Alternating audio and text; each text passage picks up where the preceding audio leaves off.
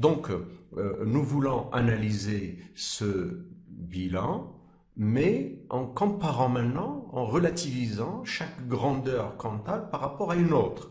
Donc, on compare une grandeur par rapport à une autre. Par exemple, ici, on a comparé chaque valeur, chaque élément de chaque masse de l'actif par rapport au total. Ça nous donne un rapport. Donc ce rapport s'appelle un ratio. Donc nous allons procéder à l'analyse du bilan par la méthode des ratios.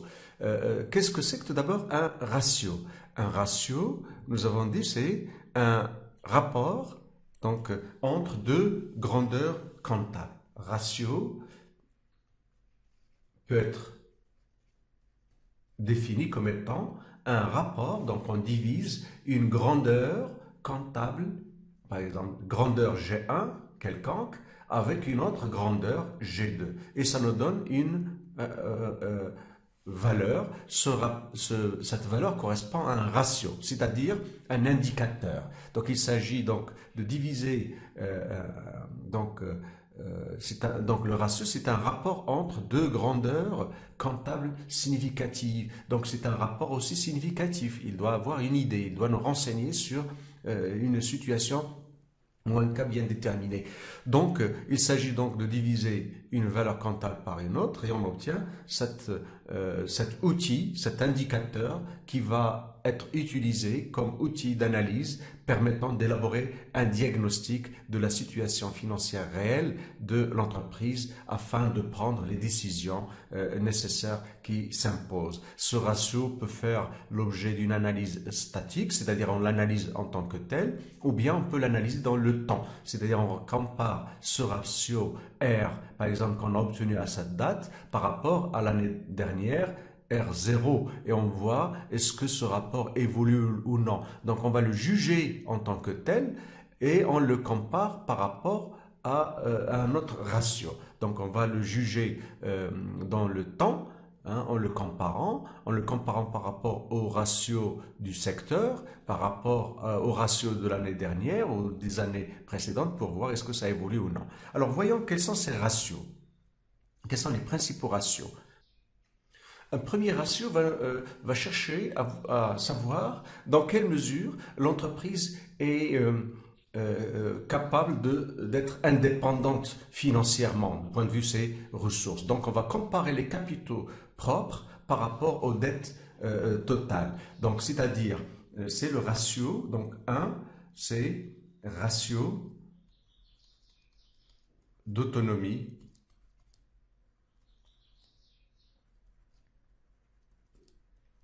financière.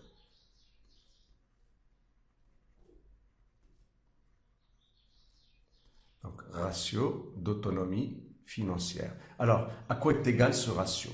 Ratio d'autonomie financière est égal à capitaux propres sur les dettes. Dans notre cas, le total des dettes. Dans notre cas, c'est le rapport entre les capitaux propres, c'est-à-dire 1 375 000,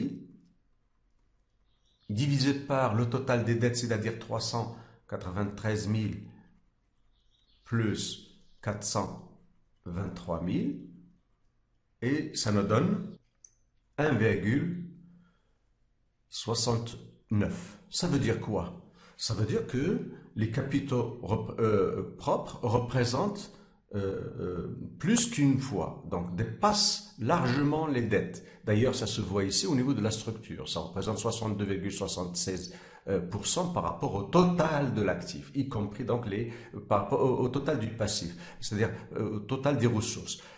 Donc, c'est par rapport aux dettes, donc c'est 1,69 fois les dettes toutes les dettes à long et moyen terme plus les dettes à court terme. Donc ce ratio, le calcul de ce ratio d'autonomie financière permet de mesurer l'importance de l'indépendance financière de l'entreprise grâce à ses capitaux propres, donc son indépendance vis-à-vis des capitaux étrangers. Les capitaux étrangers ici, ce sont les dettes. En principe, l'entreprise est autonome financièrement si ce ratio dépasse 1 est supérieur à 1. Donc, il doit être supérieur à 1 pour montrer que l'entreprise est indépendante et autonome financièrement. Autrement dit, lorsque le ratio d'autonomie financière est supérieur à 1, il montre que les capitaux propres sont supérieurs aux dettes et donc l'entreprise est autonome puisqu'elle peut se financer principalement par ses fonds propres. Par contre, lorsque ce ratio est inférieur à 1, il indique que l'entreprise dépend des capitaux étrangers.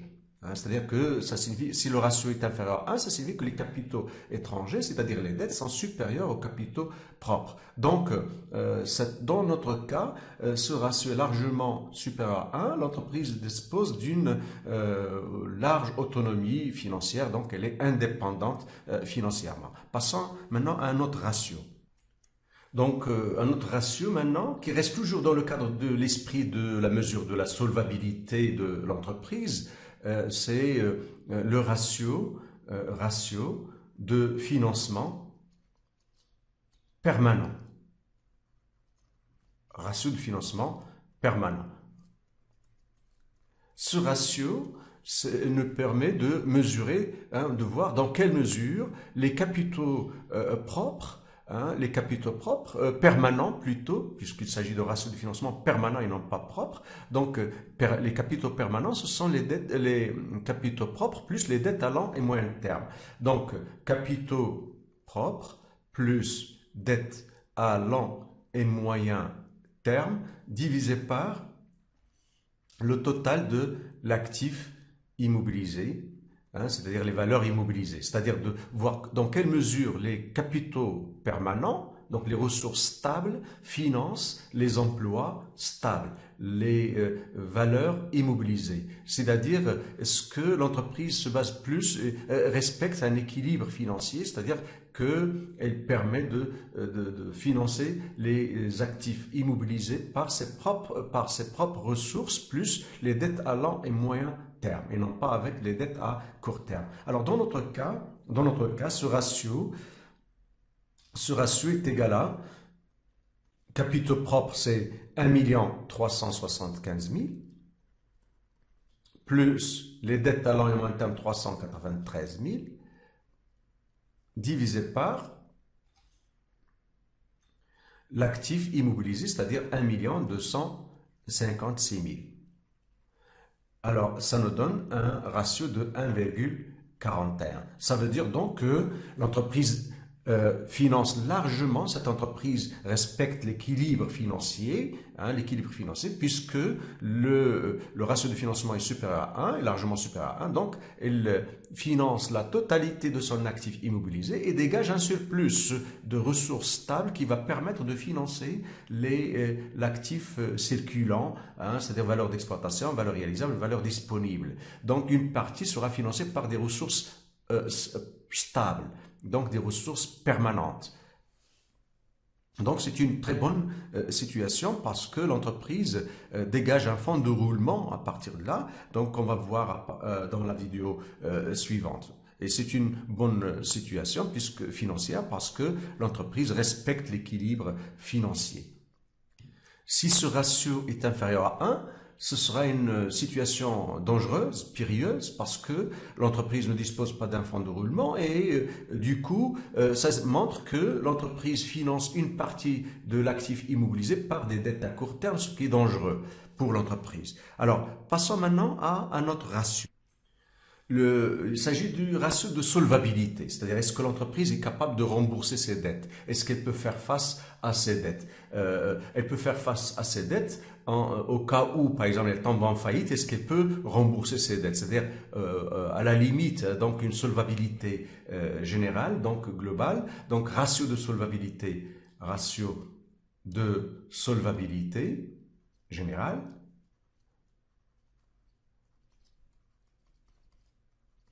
Donc, on va le noter RS. Ratio de solvabilité, ça nous permet de mesurer, de comparer les capitaux propres plus les dettes à long et moyen terme. Donc, disons, c'est l'actif total.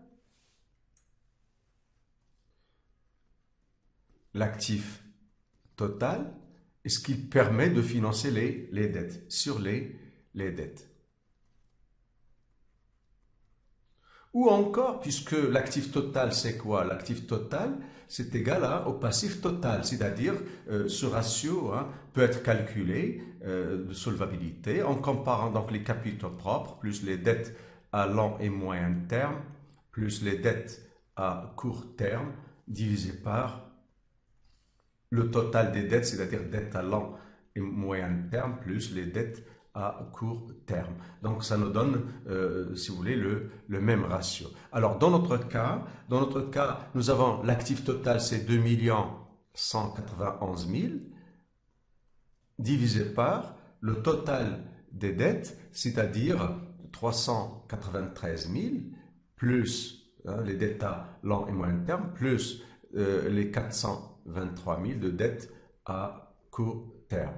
Donc ça nous donne 2,69%. Donc l'entreprise a une forte solvabilité hein, parce que ce ratio dépasse 1 et ça montre que l'entreprise peut rembourser, peut faire face à 2 fois,69, donc plus de 2 fois et demi les dettes qu'elle a vis-à-vis de ses vis-à-vis des tiers, qu'ils soient des dettes à long et moyen terme ou des dettes à court terme. Donc c'est une très bonne situation de solvabilité.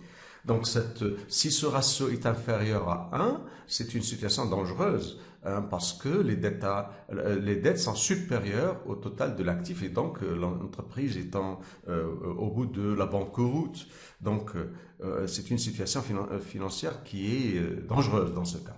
Par contre, ici, dans le cas de la société Sud-Saint-S, c'est une très bonne situation de solvabilité. L'entreprise a une forte solvabilité. C'est un ratio de solvabilité générale, global, donc ça peut être aussi analysé en termes de ratio lié à la trésorerie, c'est-à-dire dans quelle mesure les éléments liquides, hein, parce que l'actif immobilier, ça demande du temps pour qu'il soit liquidé. Par contre, les autres éléments peuvent être liquidés plus facilement et finalement, elles peuvent permettre de faire face aux dettes. Donc, surtout les dettes à court terme. C'est pour cela qu'on va passer à d'autres ratios. Hein. Il s'agit d'un ratio de trésorerie générale. Hein. Ratio de trésorerie générale, c'est-à-dire les valeurs d'exploitation plus les valeurs réalisables plus les valeurs disponibles, est-ce que ça permet de faire face à toutes les dettes à court terme? Donc ce ratio, dans notre cas, hein, c'est si on veut mesurer cela, ce sera les valeurs suivantes. Les valeurs d'exploitation 636 000, plus les valeurs réalisables 110 000, plus les valeurs disponibles 189 000, divisé par le total des dettes à court terme, c'est-à-dire 423 000, et ça nous donne 2,21.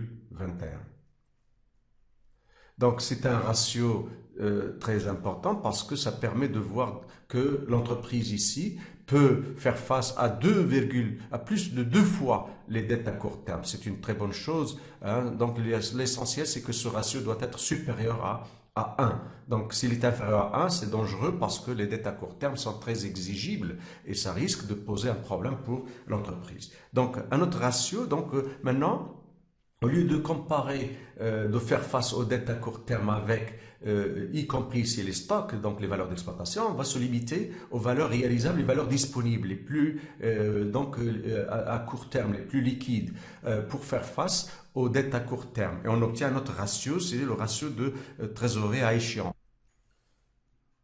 Ratio de trésorerie à échéance, donc à terme. C'est un ratio qui est égal à, donc, valeur réalisable plus valeur disponible divisé par les dettes à court terme. Donc ce ratio, dans notre cas, c'est les valeurs réalisables, c'est 110 000 divisé par plus les valeurs disponibles 189 000 divisé par les dettes à court terme, c'est-à-dire 423 000. Donc ça nous donne 0,71. Donc ça ne veut pas dire que forcément ça doit être égal à 1, mais l'essentiel ça doit se rapprocher de 1. S'il est supérieur à 1, c'est une très bonne chose. Donc c'est une très bonne situation, une très bonne trésorerie. S'il est inférieur à 1, l'essentiel c'est qu'il doit être très proche de 1. Par contre, nous pouvons, s'il est très faible, c'est dangereux aussi, hein.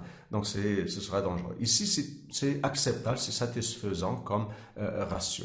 Alors, ratio suivant, c'est le ratio de trésorerie immédiate.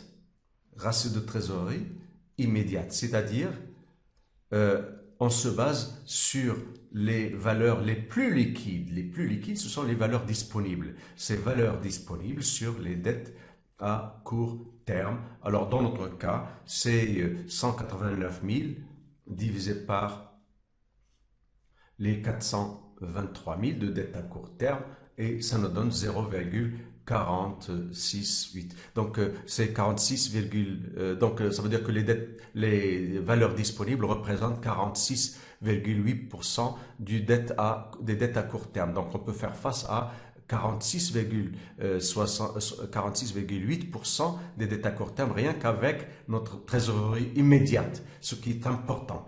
Donc, ça, c'est acceptable, c'est une bonne chose parce que d'ailleurs, il ne faut pas avoir des valeurs disponibles qui sont surabondantes. Ce sera aussi trop dangereux si une mauvaise utilisation des fonds, si ce ratio est trop élevé. Donc, mais il doit être aussi satisfaisant pour faire face aux dettes les plus exigibles, les dettes à court terme. Donc voilà un ensemble de ratios qui vont nous renseigner sur la situation financière pour juger, pour avoir un diagnostic sur la situation financière de l'entreprise.